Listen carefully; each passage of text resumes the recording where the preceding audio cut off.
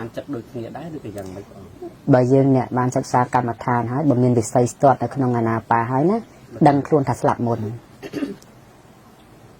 ដែលងាយបើវិស័យក្នុងអាណាប៉ាកើតឡើងប្រកាសហើយដឹងតែហ្មងព្រោះខ្យល់ហ្នឹងតើតែយើងចម្រើនទៅវាកើតតែបើឈរសុកអង្គុយសុកវាកើតឡើងដោយខ្លួនឯងផ្លោផ្ដាស់ពីខ្យល់ទី1ទី2ដល់ទី3យើងដឹងថានឹងត្រូវស្លាប់ក្នុងថ្ងៃហ្នឹងហើយព្រោះខ្យល់នេះមិនបានកើតឡើងពីការចម្រើនទេ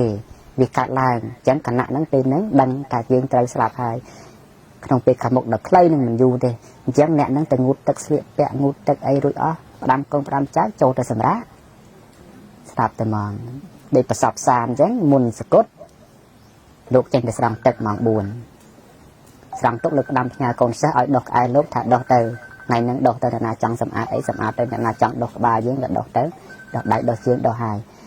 លោកស្លៀកពាក់ជីវរអីរួចរាល់ស្លៀកស្បង់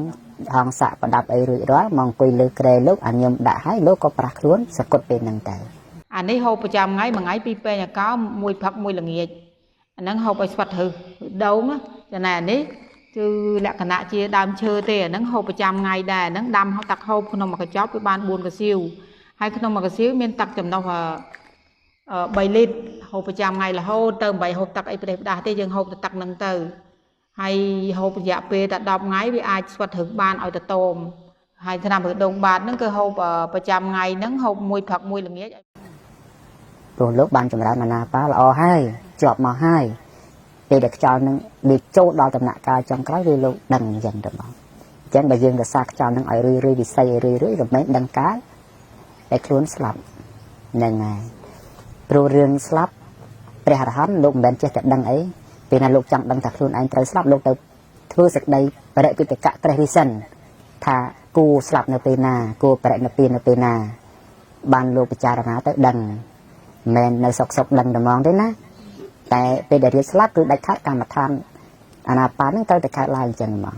ទោះអាណាប៉ាជាធေါ်អីធေါ်ហាត់ស្លាប់មិនអញ្ចឹងនឹងហើយបើរៀនស្លាប់ហើយរឿងអីមិនស្គាល់ស្លាប់ខ្លាចតែយើងរៀនមិនច្បាស់តែប៉ុណ្្នឹងឯងខ្ញុំរៀនថៃពេលជនជាតិថៃមកឲ្យបកប្រែឲ្យខ្មែរស្ដាប់បកអត់ចេញអញ្ចឹងណាខ្លាចវាអត់ច្បាស់អញ្ចឹងណាលោកហ្នឹងហើយអញ្ចឹងតែតើទៅចម្រើនខ្លួនឯងច្បាស់ទីពឹងដតីក្រៅពីខ្លួនឯងមិនមានទេសូមឲ្យខ្លួនឯងបកកដោយទីពឹងខ្លួនឯងទៅចា៎បងតាមជួយបញ្ចូលលើច្បាស់ខ្យល់ទី3ដែរក្នុងអាណាតាគាត់តែឈោស្ងៀមអត់ចម្រាំងអូខេបង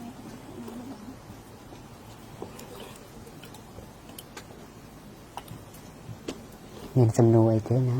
មានបងប្អូនបរិស័ទណាមានសំណួរអីប្រកេនទៅសួរទៅលោកតាក់ទងខ្លួនឯងព្រមនឹងសិលសមាធិបស្សនាអីមានទេបងទៅបានគេចេះអត់មានអាហ្នឹងខ្ញុំជួយបន្ថែមមកដោយសារខ្ញុំនៅចិត្តជាងណា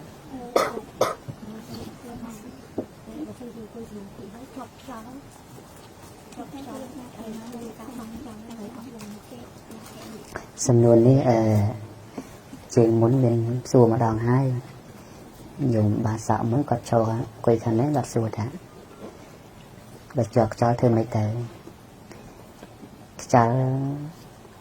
វាមិនចេះតែជាប់អីផ្ដេសផ្ដាស់ទេមានហេតុមានបច្ច័យប្រមដល់ការជាប់ចុះបើជាប់ខ្យល់កំពុងតែដើរលើផ្លូវរបស់ព្រះតមានពភាកព្រះអង្គបរិញ្ញាឲ្យធ្វើអញ្ចឹងឲ្យជាប់អញ្ចឹងអ្នកណាទទួលខុសត្រូវអញ្ចឹងរលឹកទៅព្រះនោះដោយអំណាចនៃព្រះសម្មាសម្ពុទ្ធញ្ញាណធម្មជាតិស្អាតដ៏បរិសុទ្ធនៅក្នុងโลกនេះអំណាចគុណជាតិនេះសូមឲ្យខ្យល់ខ្ញុំរបូតចាស់នឹកឃើញតែប៉ុណ្្នឹងទេរបូតហើយថ្ងៃនឹកឃើញតែប៉ុណ្្នឹងហើយឆ្លងកាត់មកការពិសោធន៍មកច្រើនរយនាក់ហើយអត់ពិបាកផ្សាយមេត្តាអត់ពិបាកអីទេព្រោះយើងត្រូវស្គាល់ថាមេរៀនដែលយើងកំពុងសិក្សានេះគឺឫសគល់អ្នកណាបង្រៀនតែដែលមានពភាកជាអ្នកបង្រៀនអញ្ចឹងបើកើតអីតើទៅរកគ្រូដើមវិញ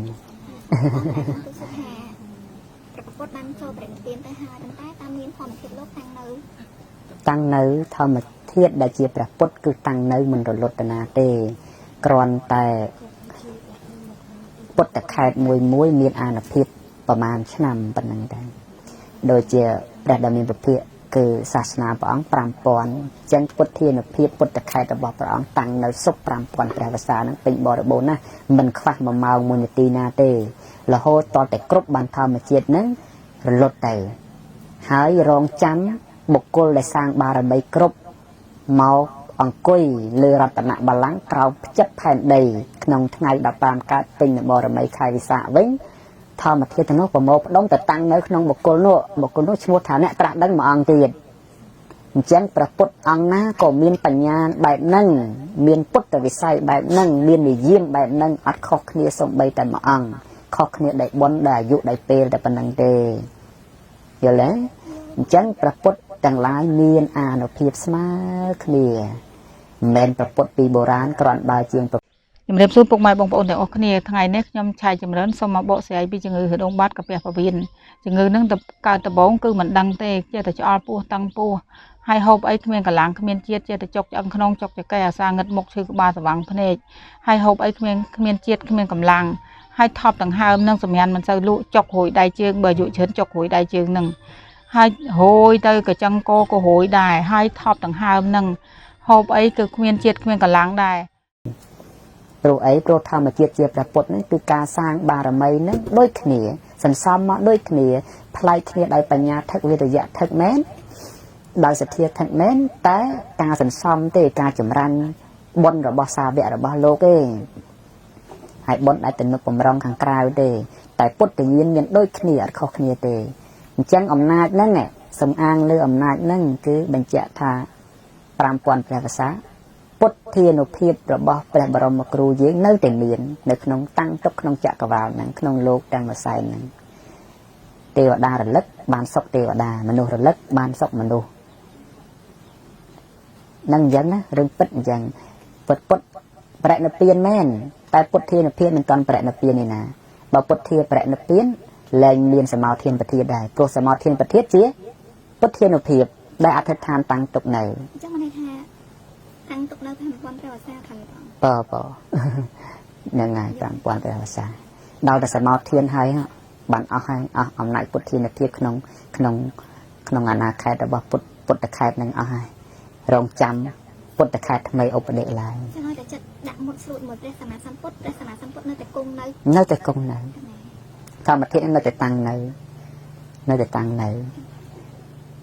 ព្រោះនឹងជាពុទ្ធានុភាពមកចង់ឲ្យលំអិតថាវាមកពីអីវាហួសវិស័យយើងដដែលហ្នឹងណាហួសវិស័យយើងពិបាកស្មានណាឆ្អឹងសោះអាមេក៏ចេះសម្ដែងបដិហាទូសុំមួយទៀតហ្នឹងហើយរឿងពិតហើយបងនឹងក៏ជាអ្នកត្រួតត្រងនៅក្នុងពុទ្ធសាសនាខ្លាំងណាស់មានពេលមួយគាត់បានព្រះបរមធាតុមកអរគនីបានមកជាពិតប្រកបក៏មានព្រះអង្គម្ចាស់មួយអង្គនៅភូមិគង់នៅភូមិជាខ្មែរក៏ឆ្នាំខ្ញុំគឺខុសគ្នាទាំងអស់ដើមឈើខុសគ្នាប្រើខុសគ្នាទាំងអស់អត់មានចេះបល់អាកញ្ចប់អីនេះទៅនោះទៅអត់ទេមកកញ្ចប់គឺឬដងបាតគឺកាពះពោះវៀនផ្សេងគ្នាទាំងអស់ឬដងចំមុះថ្ងៃនេះខ្ញុំសូមបញ្ជាក់ឬដងចំមុះគឺអាសាផ្ដាសាយសវាំងភ្នែកនិងអាសាកដាស់និងប៉ះចង្ហាប៉ះម៉ាស៊ីនត្រជាក់អីនឹងពិបាកណាស់បាក់ហ្មងគឺថប់ដង្ហើមមើលអាសាកដាស់ជួនណាធ្វើឲ្យយើងទុកក៏មិននេះក៏វាលមាស់ចំមុះលមាស់ភ្នែកវាប៉ះពាល់ត្រជាក់នេះទៀតវាធ្វើយើងហឹងត្រជាក់ម្ដងមកកាលដែរដល់កើតយូរមេឃត្រជាក់អញ្ចឹងមិនបាច់ទេពិបាកណាស់